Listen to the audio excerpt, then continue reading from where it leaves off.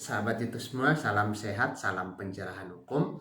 Pada sesi video kali ini saya akan membahas tentang tren yang sangat menarik yang biasa dilakukan oleh sebagian besar masyarakat, yaitu pemesanan dengan sistem pembayaran di tempat atau biasa dikenal dengan sistem COD.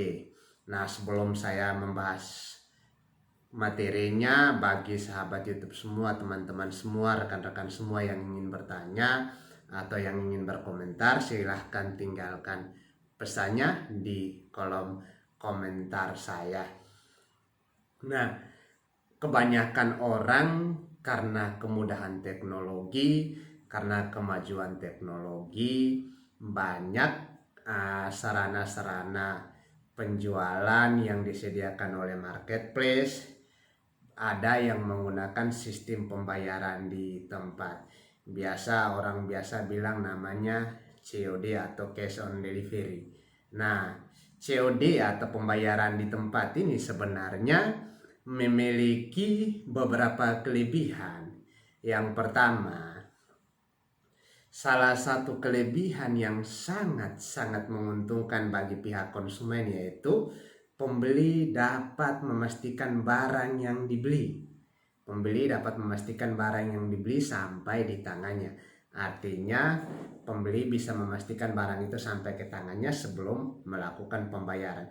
Artinya, sehingga pada ini pembeli akan merasa nyaman atau konsumen akan merasa nyaman dan terhindar dari namanya kasus-kasus yang bersifat penipuan. Jadi ketika kita membeli barang, kita menggunakan sistem COD atau bayar di tempat, kita akan merasa nyaman karena barang yang kita terima baru kita membayar. Tetapi ada juga kekurangannya dari sistem pembayaran di tempat, yaitu konsumen berpotensi menolak membayar jika barang tersebut tidak sesuai dengan gambar atau iklan atau ekspektasi dari konsumen.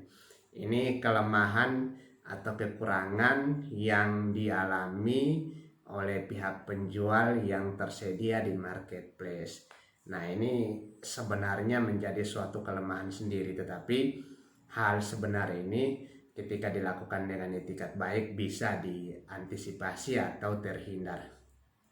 Dalam konteks jual beli dengan menggunakan metode pembayaran di tempat atau sistem COD, itu sebenarnya ada beberapa unsur atau ada beberapa elemen yang terlibat. Yang pertama, penyelenggara, pihak penyelenggara. Yang kedua, pihak marketplace-nya. Yang ketiga, pihak penjualnya. Dan yang keempat, pihak penyedia jasa ekspedisi.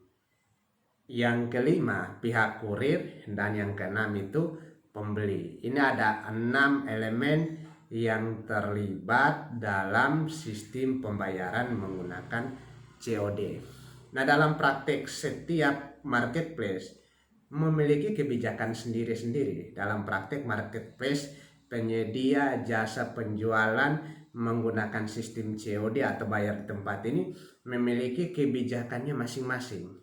Kebijakannya itu akan tertuang dalam syarat-syarat yang ada di marketplace tersebut, sehingga biasanya sebelum kita melakukan pemesanan dari pihak marketplace, ketika kita memesan misalnya melalui suatu aplikasi atau bagaimanapun, itu akan menganjurkan kita untuk membaca terlebih dahulu syarat-syaratnya.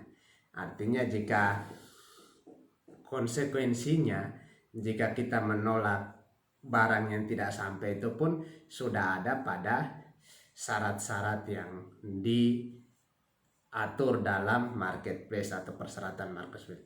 Nah, sebaiknya pihak konsumen atau pihak pembeli sebelum melakukan pemesanan diharapkan paling penting baca secara saksama, teliti, dan sebelum melakukan pembelian dengan menggunakan sistem metode pembayaran di tempat. Karena bagi konsumen merasa diuntungkan, tetapi ada resiko bagi pihak penjual juga. Artinya ketika barang ada konsumen yang misalnya cuma iseng, ketika barangnya sampai dia tidak mau membayar, itu adalah resiko kerugian yang ditanggung oleh pihak penjual atau pihak penyedia marketplace. Nah, menjadi pertanyaan bagi kita, kapan transaksi jual beli itu terjadi?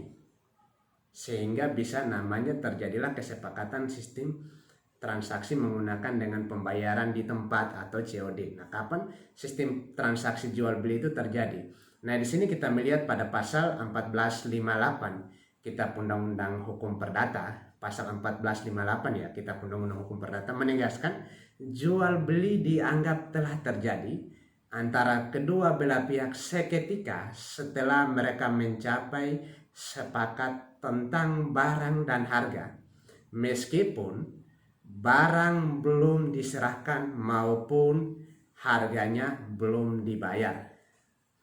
Artinya jual beli itu telah terjadi, transaksi jual beli itu telah terjadi ketika kedua belah pihak sudah mencapai kata sepakat tentang barang yang diperjualkan dan tentang harga, meskipun barang itu belum diterima oleh konsumen dan meskipun konsumen belum membayar barang tersebut, tetapi jual beli tersebut sudah terjadi ketika ada kata sepakat. Lalu pertanyaan bagi kita lagi masyarakat awam, kapan perjanjian itu disetujui lagi? Kapan perjanjian? Kapan kita menyetujui perjanjian? Nah, biasanya di pihak-pihak marketplace, kata sepakat, kata perjanjian itu telah disetujui itu karena biasanya kita dianjurkan untuk membaca syarat-syarat nanti sampai pada poin paling terakhir ada namanya kata setuju. Nah, di situ ketika kita mengklik kata setuju atau oke, berarti kita sudah menyetujui semua persyaratan yang telah disiapkan oleh pihak marketplace. Jadi ketika kita klik setuju, konsekuensinya misalnya kita baca atau tidak baca, tetapi ketika kita klik setuju, kita dianggap telah memahami isi perjanjian atau syarat-syarat itu. Dan dalam konteks jual beli melalui marketplace, berpendapat tercapainya kata sepakat itu ketika kita menyetujui syarat-syarat yang telah ada. Artinya ketika kita menyetujui, makalah kita masuk kepada transaksi jual beli. Nah, dengan terjadinya kata sepakat ketika kita mengklik kata setuju, maka di sini timbullah namanya kewajiban dari masing-masing pihak. Timbullah kewajiban hak dan kewajiban dari masing-masing pihak. Artinya pihak penjual yang ada di marketplace berkewajiban menyerahkan barang atau mengirimkan barang kepada pembeli sesuai dengan pesanan pembeli atau konsumen. Nah, pihak pembeli berkewajiban membayar pesanannya sesuai dengan harga yang telah disepakati. Nah, hak dari pihak penjual yaitu menerima pembayaran, sedangkan hak dari pembeli yaitu menerima barang sesuai dengan spesifikasi yang diminta. Lalu jadi persoalan baru misalnya, bagaimana kalau barangnya yang kita sebagai pihak konsumen barangnya kita sampai ketika kita tidak mau membayar dengan alasan bahwa barang tersebut tidak sesuai dengan pesanan kita. Sebenarnya itu menjadi suatu persoalan ketika kebanyakan pihak konsumen, pihak pembeli membeli barang, ketika barangnya sampai, banyak masyarakat awam yang tidak paham tentang unsur-unsur atau elemen-elemen yang terlibat. Ada yang menyalahkan kurir, ada yang mencaci menghina kurir. Sebenarnya kurir ini sebagai pihak jasa pengantar saja. Mereka tidak tahu menahu soal pesanan kita, mereka tidak tahu menahu soal harga barang. Yang mereka tahu, mereka mengantar barang karena pihak kurir ini hanya pihak perantara untuk barang itu sampai kepada kita. Nah, pertama-tama yang perlu dipahami antara pembeli dan penjual yaitu memiliki hubungan timbal balik berupa hak dan kewajiban masing-masing. Artinya ketika barang yang sampai kita beralasan tidak mau membayar atau beralasan bahwa barang itu tidak sesuai spesifikasi, kita lihat kembali hak dan kewajiban kita. Hak dan kewajiban kita itu baik dari pihak penjual maupun daripada pihak pembeli atau selaku konsumen. Itu harus diperhatikan dulu hak dan kewajiban yang timbul akibat telah disetujuinya perjanjian tersebut atau telah disetujuinya syarat-syarat perjanjian, itu sudah pasti.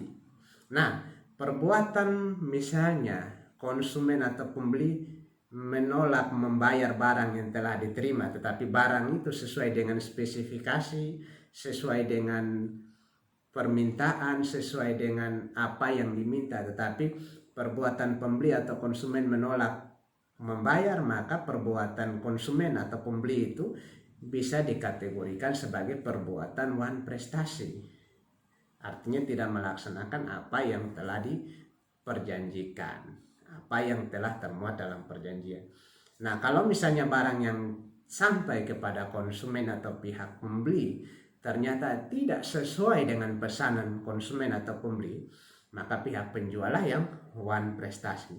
Itu sebenarnya dua hal yang seharusnya dipahami. Artinya paham saja hak dan kewajiban dari masing-masing pihak, sudah bisa membedakan mana yang menjadi persoalan wan prestasi dan tidak. Nah, kalau misalnya penjual barang yang disampai, misalnya barang sampai kepada konsumen, kebanyakan barang sampai kepada konsumen, ada konsumen yang misalnya beralasan kiri kanan lah, beralasan dan menyalahkan, tetapi barang itu misalnya penjual kirim dan barang itu sesuai dengan pesanan konsumen.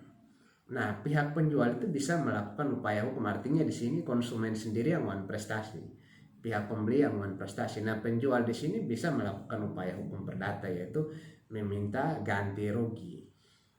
Meminta ganti rugi atau pembatalan pembelian sebagaimana diatur dalam pasal 1266, pasal 1267, pasal 1517 KUH Perdata. Namun hal itu juga berlaku untuk pihak penjual. Ketika barang yang sampai kepada kita sebagai konsumen, kita sebagai pembeli, barang tersebut ternyata tidak sesuai dengan spesifikasi kita sebagai konsumen, kita juga bisa menuntut ganti rugi.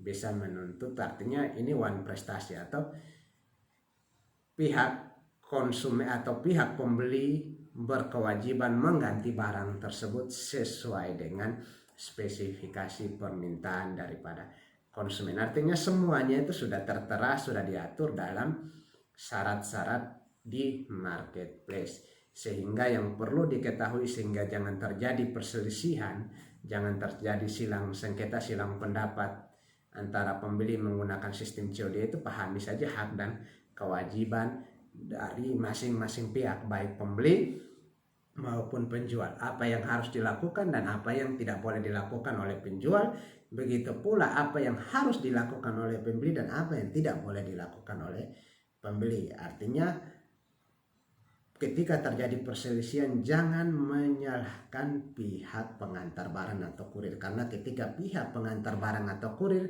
mereka adalah penyedia jasa layanan transportasi atau jasa layanan ekspedisi. Mereka tidak tahu menahu soal perjanjian antara pembeli dan penjual.